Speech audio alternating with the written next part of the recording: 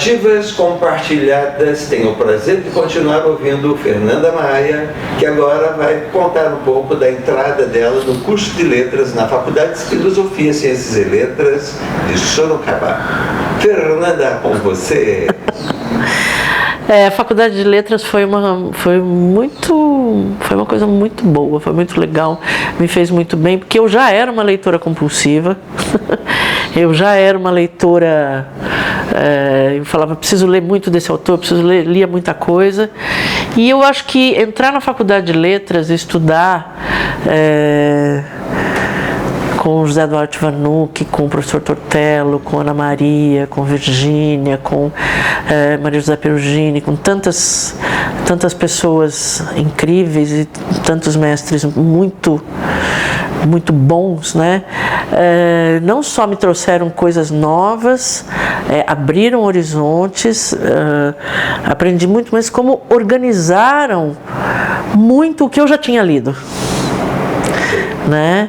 Então, tudo aquilo que eu já tinha lido, eu me lembro muito das aulas de teoria da literatura, que olha, isso aqui é a narrativa, isso. Eu falava, então em tal lugar é isto que eu estou vendo. Então, as coisas que eu sabia empiricamente, elas passaram a ter um nome técnico, elas passaram a ter elas passaram a ter um conceito.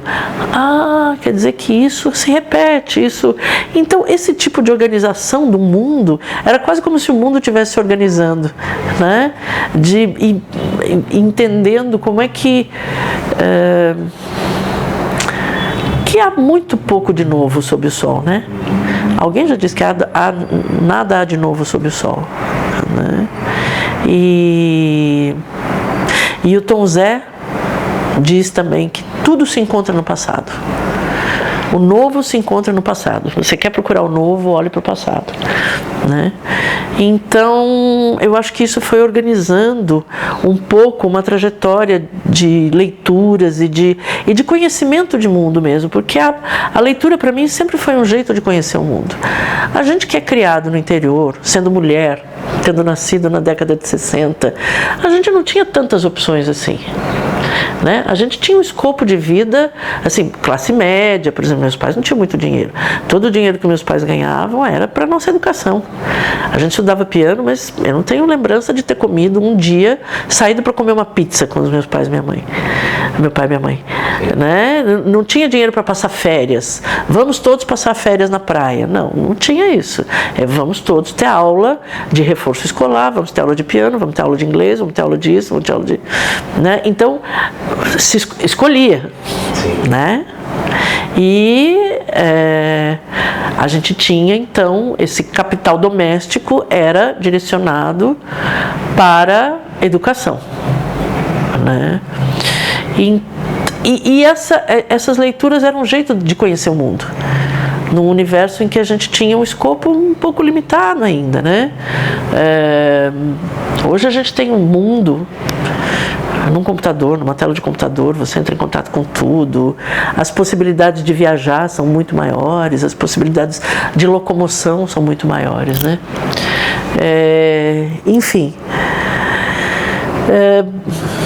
a Faculdade de Letras me levou a me aprofundar na literatura e gostar mais do conhecimento sistematizado de literatura, e aí a vontade de fazer música se uniu à vontade de fazer alguma coisa com literatura.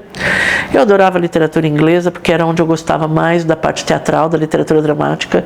Eu sempre, isso antes de começar a fazer teatro mesmo, quer dizer, o teatro já estava ali, então eu li muita coisa de Shakespeare, eu lia, sabe, eu gostava muito da literatura dramática. Aí fui, quando eu terminei a faculdade, falei, bom, agora fazer música, vamos fazer música. E aí os cursos de música, as faculdades de música eu só tinha em São Paulo. Eu não sei porquê, para minha família São Paulo era, sei lá, uma coisa muito... São Paulo era uma coisa muito perigosa. Acho que eles achavam que São Paulo era, sei lá, Sodoma e Gomorra, não sei o que era. E aí, como meu pai era paraibano, eu tinha parentes no Nordeste, minha mãe falou assim, que tal se você fizer lá? Eu não sei como que isso apareceu na cabeça dela. Falou, mas o fato é que tinha uma universidade federal incrível, a UFPB. Fiz vestibular para música, entrei no mestrado. Não cheguei a defender a dissertação, mas fiz todos os créditos, né? Acho que não cheguei a defender até porque por uma imaturidade minha, eu tinha 20 anos, né? Fazia as duas coisas. E estar no Nordeste me abriu um outro mundo de possibilidades, de conhecimento, de entendimento de mundo, de relação com o outro, né? Eu entrei em contato com uma cultura que preserva a si mesma, a sua identidade.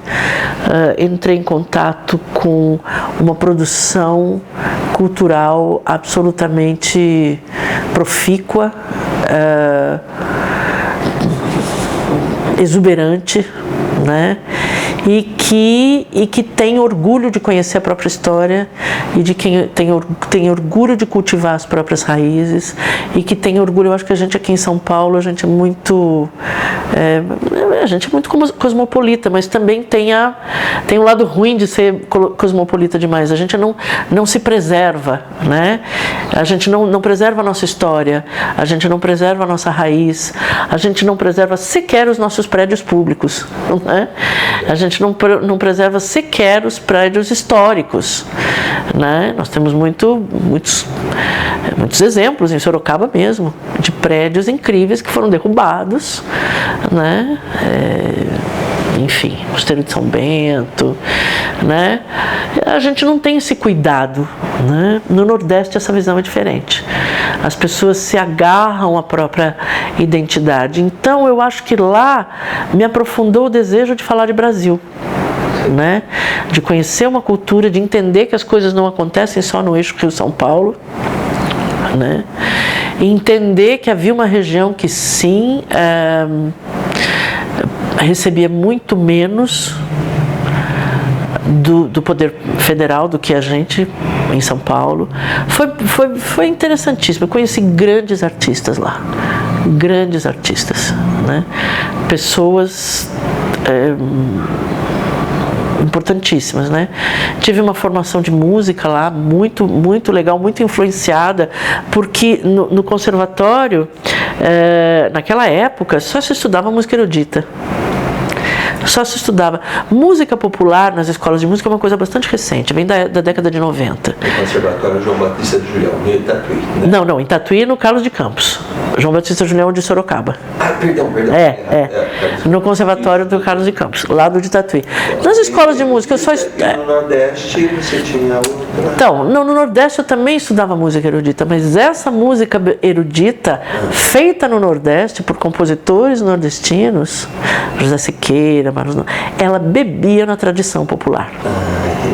Então aí tive contato com o movimento armorial, com coisas interessantíssimas, de uma sofisticação incrível, sabe? Com a poesia nordestina, com a iconografia nordestina, que é de uma sofisticação muito grande, muito grande.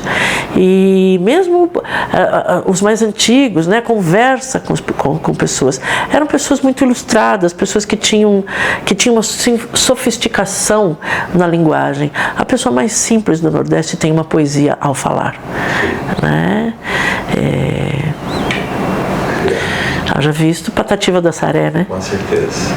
Tem uma... Agora nós temos o Braulio Bessa também, né? Que se apresenta no encontro da Fátima Bernardes, né? Já lançou vários livros, um trabalho muito bonito. Quem?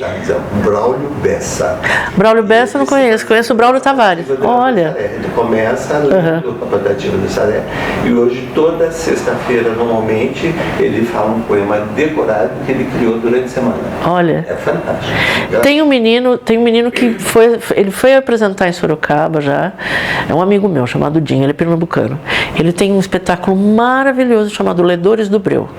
Quando ele voltar a apresentar, eu vou te falar. Tá bom. Porque fala sobre Paulo Freire e letramento. Você vai gostar muito de conhecer. Depois, né? Então, de lá, bom, você veio... pausinha, essa é a parte que a gente edita, né? Vamos. Não, pausa.